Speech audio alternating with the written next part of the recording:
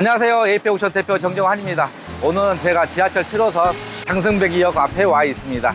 오늘은 제가 소개할 경매 물건은 이곳 장승배기역에서 도보 11분 거리 내에 있는 다중주택입니다. 지하 1층에서 지상 5층까지 총 6기층을 가지고 있는데 호실수만 무려 21개 호실입니다. 따라서 공실 없이 2인 차임만 꽉 채운다라면 월 1,100만원 기대할 수 있는 물건입니다. 그리고 무엇보다 좋은 점은 엘리베이터까지 갖춰져 있습니다. 지난 6.27 부동산 정책으로 인해서 많은 분들이 경매의 경우에도 대출이 가능한지 문의 전화가 참 많습니다. 이번 영상을 통해서 지난 6.27 부동산 정책과 경락잔금의 대출 관계를 제가 설명드리겠습니다. 6.27 부동산 대책의 핵심은 주택담보대출에 대한 규제입니다. 주담대 최대 6억 원 이하로 제한, 6개월 내에 전입 의무, 그리고 주담대 2주택 이상은 금지되지만 원칙적으로 1주택은 6개월 내에 처분 조건부 시 대출이 가능합니다. 그동안 부동산을 매입할 때 다양한 대출 방법이 활용되었습니다. 가장 4가지 대표적인 방법으로 주택담보대출, 생활안전자금, 시탁대출, 사업자대출 등이 활용됩니다. 이번 규제를 통해서 서울을 포함한 수도권 지역에 기존의 대출 방식에 큰 제동이 걸렸습니다. 따라서 경락잔금 또한 이러한 대출 방식으로 불가능합니다. 그렇다면 해결책이 없을까요? 딱 한 가지, 시탁을 통한 사업자 대출은 가능합니다. 시탁 대출을 활용할 경우 감정 가격의 80% 또는 낙찰 가격의 90% 중 낮은 금액으로 대출을 받을 수가 있습니다. 많은 분들이 시탁을 통한 사업자 대출에 대해서 잘 모르기 때문에 혼선이 빚어지고 있습니다. 대출 규제에서 말하는 사업자 대출은 대출 용도와 실제 사용처가 일치한지 여부가 가장 중요한 포인트입니다. 기존에 많은 분들이 각종 도소매 등 사업자 등록을 한 후 사업자에서 대출을 일으켜서 여기에 대한 자금을 부동산 주택 구입으로 사용하는 경우가 많은데 이번 규제로 인하여 불가능해졌습니다. 이는 대출 용도와 사용처가 일치하지 않기 때문입니다. 때문에 이번 6.27 부동산 대책의 규제 대상이 아닙니다. 저희 에이페옥션에서 소개하는 다가구 주택 또는 다중주택은 이러한 시탁을 통한 사업자 대출이 가능하기 때문에 경락잔금을 치르는데 문제가 없습니다. 이 점 참고하시고 좋은 가격에 낙찰 받으시기 바랍니다. 그리고 제가 여러 번 강조하고 있는데 이러한 시탁 대출 또한 소득 금액이 굉장히 중요하다는 점 잊지 마시기 바랍니다. 자, 오늘의 경매 물건 보러 힘차게 가보겠습니다. 저를 따라오시죠.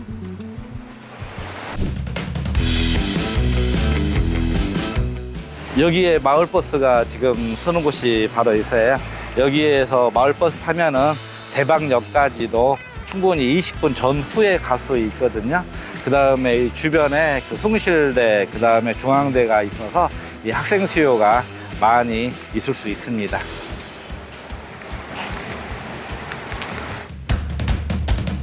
오늘의 경매 물건입니다.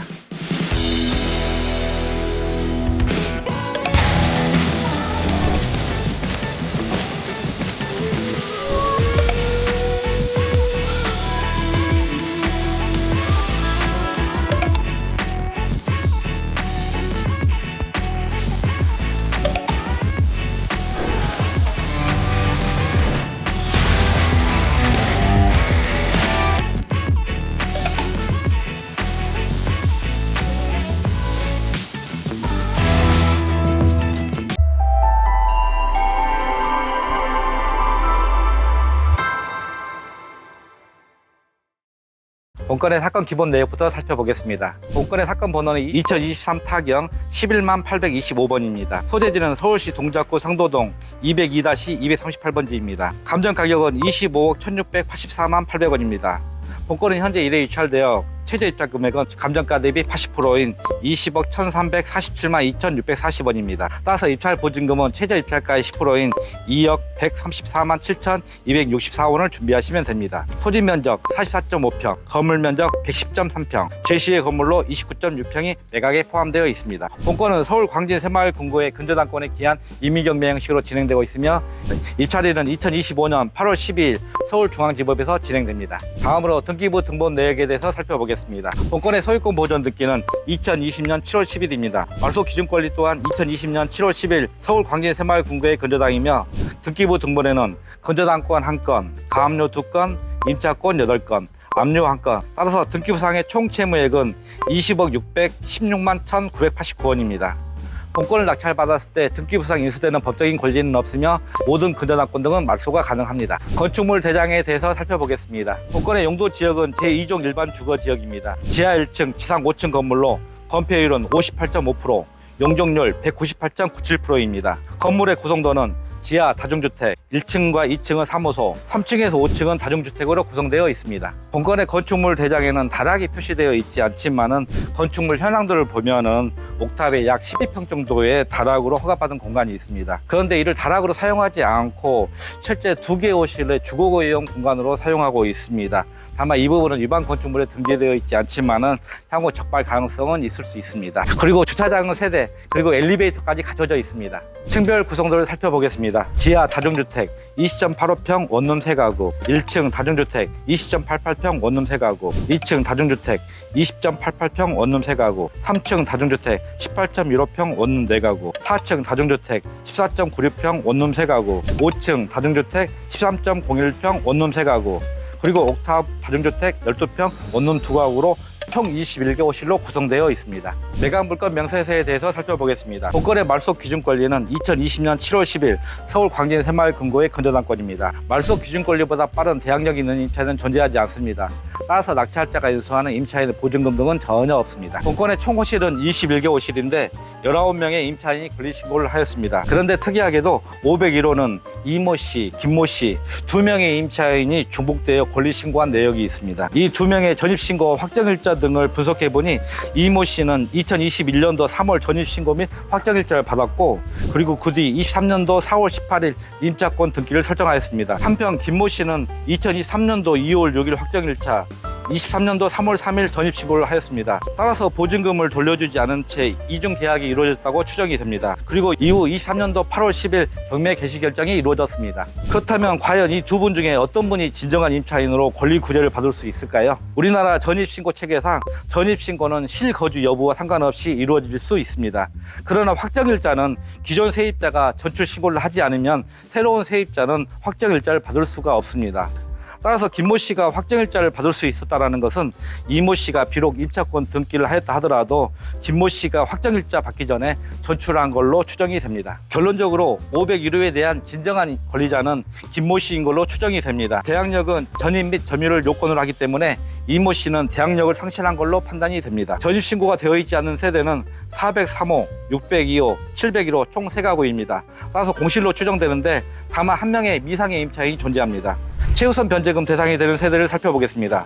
말소 기준 권리일인 2020년 7월 10일 기준 서울시의 경우 보증금 1억 1천만 원 이하 3,700만 원까지 최우선 변제금을 받을 수가 있습니다. 201호, 202호, 301호, 302호, 303호, 501호, 603호 총 7가구가 최우선 변제금 대상입니다. 그런데 본건은 근저당권의 임차 보증금만 무려 19억 2천만 원입니다. 따라서 최저 입찰가 기준으로 했을 때 상당수 임차인이 보증금 등을 돌려받지 못하므로 명도 저항이 예상됩니다. 건물 외부 및 내부 모습 살펴보겠습니다. 일단 건물 외부 모습을 살펴보면은 밝은 아이보리색의 대리석으로 전체 마감 처리를 하였습니다. 그리고 3층 부분을 보면은 외부로 돌출된 부분이 있어서 이 건물 전체적인 느낌이 굉장히 아기자기하게 잘 지어진 건물이구나 그런 느낌이 들고요. 전체적으로 밝은 느낌을 준다라는 그런 생각이 들어요. 그래서 나름대로 이 건물 자체는 매력적인 부분이 있습니다. 그리고 곳곳에 CCTV도 다 설치가 되어 있고요. 현관문 살펴보겠습니다. 현관문은 골드색 느낌의 그 출입문으로 되어 있고 나름대로 그 2020년에 지어진 건물이지만은 관리 상태는 아주 양호합니다. 그리고 우편함은 지금 외부에 보이지 않는데 내부에 있는 걸로 파악이 되고 있고요. 건물 전면부 모습 아주 깔끔합니다. 자, 그리고 옆에 측면부 한번 살펴보겠습니다. 이 건물은 주차장 3대를 댈 수 있는 공간을 가지고 있습니다. 그래서 전면부에 1대, 측면부에 2대를 댈 수가 있습니다. 그리고 지하층이 유리창이 보이고 있는데 층고는 그렇게 높지가 않아요. 그래서 만에 하나 우려되는 부분이 있다라면은 2022년도 폭우가 쏟아졌을 때 여기는 침수 위험이 있지 않을까라는 그런 생각이 한번 스쳐갔는데 이 부분을 침수 피해를 대비하기 위해서 뭔가 시설물을 갖췄으면 하는 그런 바람이 듭니다. 그 건물 우측 부분에 전기 계단기 단자함이 있는데 일단 단전된 세대를 확인해 보니 103호, 502호, 503호, 602호 총 4개 호실이 전기가 단전되어 있는 것을 확인할 수가 있습니다. 이 건물은 경매가 진행 중임에도 불구하고 외부에 전혀 쓰레기 같은 게 있질 않아요. 그래서 청소 상태도 아주 양호합니다. 건물 후면부를 보고 있는데 후면부 부분은 다른 건물이 바로 있기 때문에 약간 이격 공간 거리는 좁은 듯한 느낌이 드는 반면 또 2층, 3층, 4층 다 햇살이 아주 잘 들어오고 있는 그런 건물입니다. 본 건물, 보통 다른 건물들은 외부에 도시가스 계량기가 보이는데 이 건물은 계량기가 외부에 있지 않아요. 아무래도 내부 보일러실에 별도의 계량기가 있지 않나 라는 생각이 드는데 확인 한번 해보겠습니다. 내부 들어가서 혹시 하자가 있는지, 누수가 좀 흐르는 흔적이 있는지 하나하나 꼼꼼히 살펴보도록 하겠습니다. 1층 현관에 왔습니다. 1층 안에 현관에 들어오자마자 바로 CCTV가 보이고 있는데 총 12대의 CCTV가 잘 작동되고 있습니다. 건물 들어오자마자 느끼는 것은 외부에서도 굉장히 청소 상태가 양호하잖아요. 이 건물 현관에 들어왔을 때도 관리가 아직까지 잘 되고 있다는 그런 느낌이 듭니다. 1층 한번 올라가 보겠는데 1층은 방계단 올라와서 1층이 존재합니다. 1층은 표시상 2층으로 되어 있는데 201호에서 203호까지 총 3개 호실로 구성되어 있습니다. 각각의 전용 면적을 살펴보면은 1호 라인 5평, 2호 라인 5.3평, 3호 라인 5.3평으로 구성되어 있습니다. 자, 이 건물의 매력적인 부분이 엘리베이터까지 갖춰져 있습니다. 많은 다가구 주택 또는 다중주택, 이 서울시에 있는 거 엘리베이터 없는 건물이 많은데 이 건물은 엘리베이터가 있기 때문에 전 층별로 임차 수익 크게 차이 발생하지 않고 일정한 임대 수익은 가져갈 수 있을 걸로 판단이 됩니다. 자, 한번 엘리베이터 내부 한번 살펴볼게요. 이 엘리베이터는 7인승 엘리베이터입니다. 층은 2층에서 6층까지 올라갈 수 있는 걸로 되어 있는데 엘리베이터가 현대 엘리베이터입니다. 이 건물에 엘리베이터가 존재하지만 저는 계단을 통해서 하나하나 살펴보겠습니다. 1층은 건축물 대장을 보면은 근린생활시설, 즉 사무소로 허가를 받았어요. 그렇지만 현재 3개의 주거용 공간으로 사용하고 있기 때문에 무단 용도 변경에는 해당됩니다. 네, 이 부분 참고하시기 바랍니다.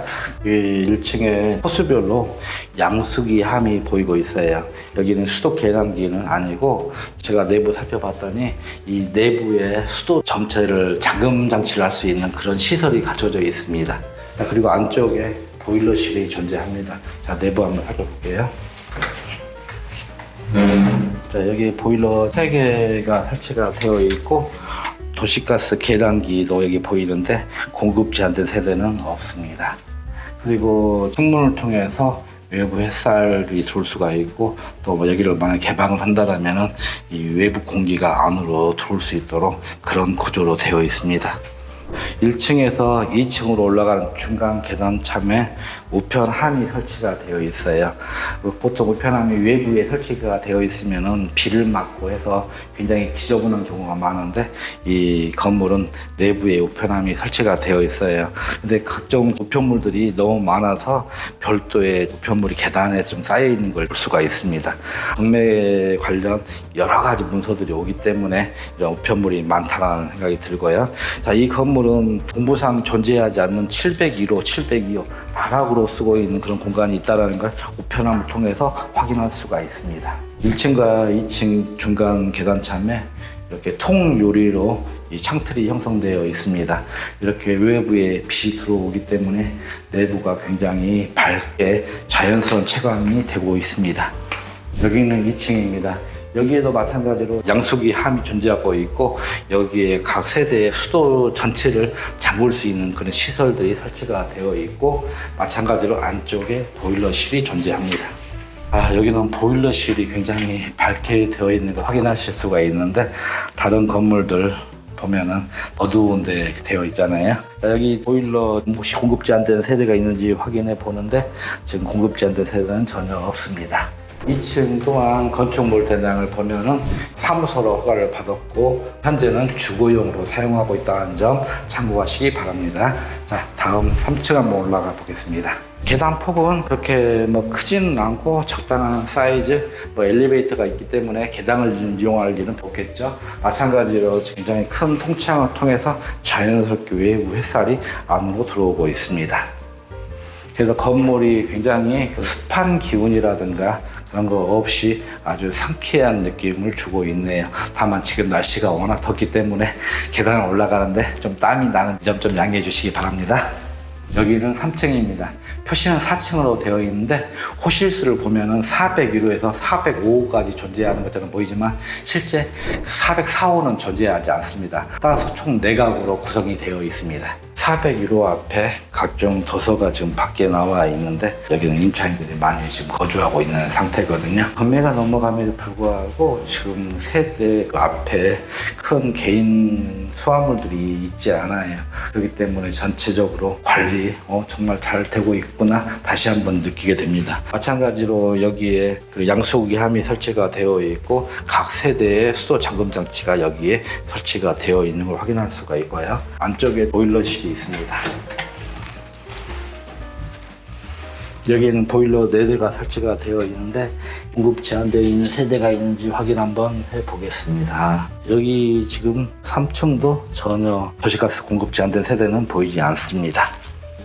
이거 3층은 외부에서 봤을 때 그 돌출 형태로 되어 있잖아요. 여기 지을 때 베란다를 두고 베란다 확장형으로 만들었거든요. 그래서 건축물 대장의 면적보다도 실제 전용 면적은 넓습니다. 다음 4층 한번 올라가 보겠습니다.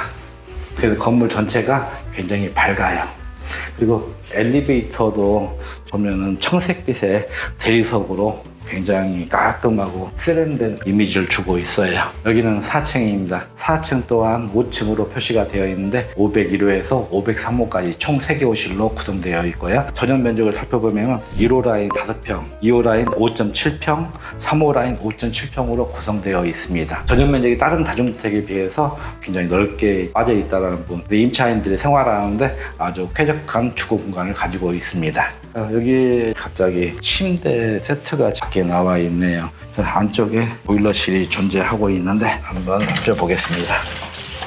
여기에도 최대의 보일러가 설치가 되어 있는데 도시가스는 전부 다 원활히 잘 공급되고 있습니다. 다음 5층 한번 올라가 보겠습니다. 5층에는 좀 지저분한 개인 짐들이 많이 쌓여 있네요. 5층 또한 6층으로 표시가 되어 있는데 601호에서 603호까지 총 3개 호실을 가지고 있습니다. 각각의 전용 면적을 살펴보면 1호 라인 5평, 2호 라인 4.7평, 3호 라인 4.9평으로 구성되어 있습니다. 그리고 지금 개인 짐들이 유난히 많이 쌓여 있는 걸 확인할 수가 있습니다. 자, 안쪽에 지금 보일러실이 있는데 보일러실 들어가기가 좀 쉽지 않네요. 여기에도 개인 짐들이 쌓여 있어서 도시가스 차단 여부는 확인하기 어렵습니다. 이 건물의 건축물 대장을 살펴보면 지하 1층에서 지상 5층까지 건물로 구성되어 있고 다락 부분은 표시가 되어 있지 않아요. 그런데 건축물 현황들을 살펴보면 다락 부분에 약 12평의 다락이 존재하고 있고 또 매각물건 명세서를 살펴보면 701호와 702호 2개 호실이 존재하고 그 중에 1개 호실은 임차인이 거주한 걸로 일단 판단이 됩니다. 그렇기 때문에 이 부분은 일반 건축물에 등재는 되어 있지 않습니다. 다만 좀 적발 가능성은 있겠죠. 옥탑으로 올라가는 계단참의 폭이 좁아서 좀 불편함을 느낄 수가 있습니다. 좀 다락 한번 올라가 살펴보겠습니다. 조금 이게 비좁게 들어가야 되는 상황이고 여기에 좀 하자가 발견이 되네요. 이 꺾이는 부분이 있는데 이 꺾이는 부분에 타일이 파손되어 있는 걸 확인할 수가 있습니다. 자, 여기는 지금 옥탑 계단창인데 여기에 별도의 중문이 설치가 되어 있는데 안에 간격이 있어서 안에 들어갈 수가 없네요. 근데 마침 이 다락에 사시는 분을 제가 만났는데 이 안에 들어가면은 별도의 출입문이 2개가 존재하고 있고 여기에 701호, 702호가 존재한다는 얘기를 들었으니까요. 자, 그 부분 참조하시기 바랍니다. 그리고 옥상 부분의 방수 상태를 확인하고 싶었는데 이 장벽이 있어서 내부 모습을 볼 수가 없는 부분이 좀 아쉬운데 이 부분 혹시 다른 건물 올라가서 멀리서나마 옥상 부분을 좀 볼 수 있나 한번 확인 한번 해보겠습니다. 이 건물의 엘리베이터는 5층까지만 작동이 되고 있거든요. 그렇기 때문에 이 다락은 이 계단을 통해서 올라올 수 있는 그런 구조입니다. 제가 지금까지 1층에서 쭉 다락까지 쭉 올라오면서 이 건물 타일 상태에 다 점검해 봤는데 일단 이 건물 전체가 이렇게 밝은 화이트 톤의 타일로 내부가 다 마감 처리가 되어 있어요. 그래서 이 건물 전체가 굉장히 산뜻한 그런 느낌을 주고 있고 그 다음 딱 하나 타일을 파손된 데는 옥탑 부분 올라가는 그 층계참만 타일이 파손되어 있고 이 내부는 전혀 파손된 흔적이 없습니다. 그리고 건물 누수 상태도 점검을 하고 있는데 전혀 누수 흔적은 발견할 수가 없습니다. 그래서 건물 전체적으로 일단 내부도 깔끔하게 다 관리가 되고 있어서 건물 자체에 대한 느낌은 좋습니다. 마지막으로 지하 한번 내려가 보겠습니다. 자, 지금 지하 내려가는데 바로 보이는 해바라기 그림이 있네요. 해바라기는 불을 상징하는 걸로 일단 보는데, 이 건물 낙찰 받으시는 분 큰 불 이루시기 바랍니다. 여기는 지하 1층입니다. 지하 1층은 표시는 1층으로 되어 있는데 101호에서 103호까지 총 3개 호실로 구성되어 있습니다. 각각의 전용률을 살펴보면 1호 라인 5평, 2호 라인 6.4평, 3호 라인 6.4평으로 구성되어 있습니다. 지하는 내려왔는데 지하는 조금 관리가 조금 안 되는 그런 느낌이 드는데 약간 습한 기운이 좀 많이 느껴집니다. 이 서울시에 있는 다가구 주택들 보면 다 지하층 가지고 있어서 좀 더 수익을 극대화시킬 수 있는 그런 방법도 있지만은, 다만 침수 피해라든가 그리고 또 지하층이기 때문에 습한 상태인 경우가 많아요. 이 건물도 좀 지하층에 내려오니 좀 습한 기운을 많이 느낄 수가 있거든요. 그래서 우리가 관심 갖는 다가구 주택들이 지하층에 있다라면은 다들 좀 내부 공기가 자연스럽게 순환될 수 있는 어떤 시설을 만든다든가, 그리고 두 번째 좀 밝은 분위기를 연출하셔서 임차인들한테 좀 호감을 줄 수 있는 그런 약간의 리모델링이 필요하다는 생각이 듭니다. 그리고 이 건물은 제가 임차인 통해서 들은 정보인데 2022년도에 여기에 침수 피해가 일어난 그런 곳이라고 제가 설명을 들었거든요. 그래서 더 습한 기온도 있는 것 같고요. 곳에 이렇게 백화현상 그 틈에 조금 있는 걸 확인할 수가 있습니다. 그리고 안쪽에 마찬가지로 보일러실이 존재하고 있습니다. 여기도 도시가스는 다 공급 제한된 세대는 없습니다. 지금 지하에 한 호실이 문이 이상하게 개방되어 있어요. 자, 한번 안에 들어가서 한번 살펴보겠습니다. 그런데 여기는 지금 지하층이기 때문에 제가 아까 습한 기온이 많이 느껴진다고 표현했잖아요. 지금 이 비어있는 공간이 오랫동안 장기간 방치되어 있는 느낌이 들어요. 그래서 곳곳에 지금 곰팡이가 피어 있다는데, 일단 여기는 낙찰 판단한 전체 도배는 다시 해야 될 것 같고, 그 다음에 또 한 가지 팁을 드리자면은, 이렇게 지하층 경우 각 호실별로 제습기 하나를 놓아서 습기를 충분히 빨아들일 수 있다면은 그 쾌적한 공기 상태를 만들 수가 있습니다. 일단 지금 내부에 보면은 빌트인 되어 있는 그런 시설들을 볼 수가 있어요. 침대가 있고, 그 다음에 붙박이장이 설치가 되어 있고, 심지어 TV까지도 지금 안에 내부에 빌트인 되어 있는 상태입니다. 세탁기, 냉장고, 전자레인지까지 다 빌트인 되어 있습니다. 따라서 그냥 문만 오면 충분히 여기에서 생활할 수가 있는 그런 구조입니다. 옥상에 있는 다락 부분을 좀 보고 싶었는데 안에 문이 잠겨 있어서 볼 수가 없었어요. 마침 이 주변에 주민센터가 있어서 한번 주민센터 옥상에 가서 한번 다락 부분을 살펴볼 수 있는지 알아보겠습니다.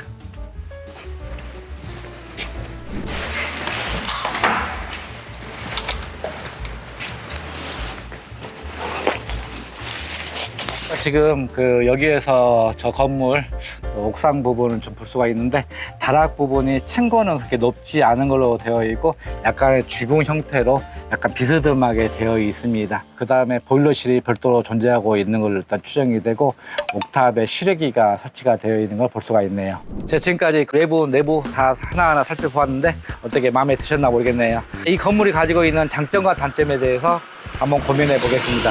일단 첫 번째 장점으로 꼽을 수 있는 게 이 건물의 내부 외부 모습 같아요.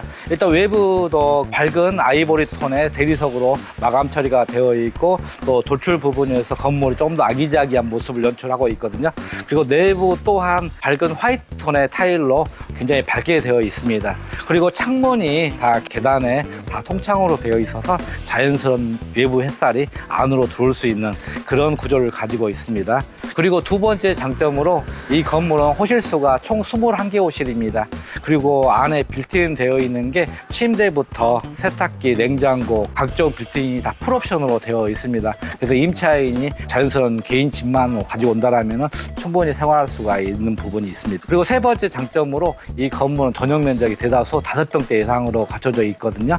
그래서 임차인들이 안에서 생활하는데 충분히 쾌적하게 사용할 수 있는 그런 주거 공간을 가지고 있는 부분이 장점으로 꼽을 수가 있습니다. 네 번째 장점으로 본 건물은 엘리베이터까지 갖춰져 있습니다. 7인승 엘리베이터로 1층에서 5층까지 운행이 되고 있습니다. 이렇게 엘리베이터가 있는 경우 각 층별로 임대 수익을 동일하게 가져갈 수 있다는 부분이 일단 매력적인 부분이고요. 자, 마지막으로 이제 단점에 대해서 한번 고민해 보겠습니다. 자, 이 물건의 단점을 꼽는다면 좀 지리적인 위치를 뽑고 싶어요.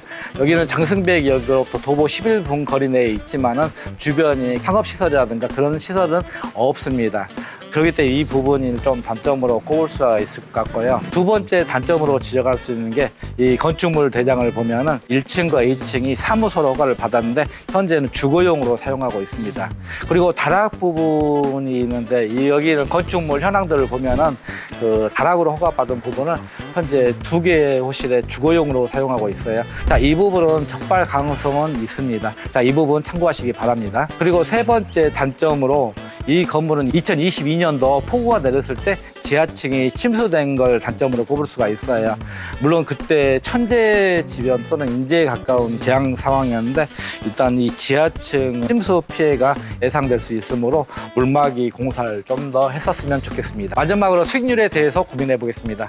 지하층의 경우 전용 면적이 5평, 6.4평으로 이루어져 있는데 보통 보증금 500에 월 40에서 45만 원 정도 받을 수가 있을 걸로 예상이 되고 지상층의 경우 전용 면적이 5.5평 전후로 이루어져 있거든요. 따라서 월세 약 50에서 60만 원 정도 받을 수 있을 걸로 예상이 돼요. 임차인 공실 없이 꽉 채운다라면은 월 1,100만 원 정도 기대할 수가 있습니다. 특히 주변은 중앙대와 숭실대가 가깝기 때문에 대학생 대상으로 임대 수요가 충분히 있는 곳입니다. 요즘 627 부동산 정책 때문에 대출 규제가 굉장히 강화됐잖아요. 그렇기 때문에 이런 경매 물건 낙찰 받았을 때 과연 경락잔금 잘 치를 수 있을까 고민하시는 분이 많은데 신탁을 통한 사업자 대출의 경우 감정 가격의 80%, 낙찰 가격의 90%까지 대출이 가능합니다. 이 영상을 끝까지 시청하신 분들 참 저희 에이펙 오션의 애독자이실 것 같은데 일단 이 경매 물건은 신탁을 통한 사업자 대출의 경우 충분히 대출이 가능하니까요. 좋은 물건 많이 임장 활동하시고 좋은 가격에 낙찰 받으시길 바랍니다. 저희 에이펙 오션은 부동산 경매 컨설팅 기업입니다. 평소에 시간이 없어 경매 공부를 할 수 없는 분, 그리고 경매가 어려워 왠지 경매로 투자하기가 망설여지시는 분, 그리고 믿고 신뢰할 만한 컨설팅 업체를 찾고 계시는 분, 저희 에이펙 오션에 전화 주시면 좋은 물건, 좋은 가격에 낙찰 받을 수 있도록 최선의 노력을 다하겠습니다. 본 영상이 마음에 드시면 구독과 좋아요 꼭 눌러주세요.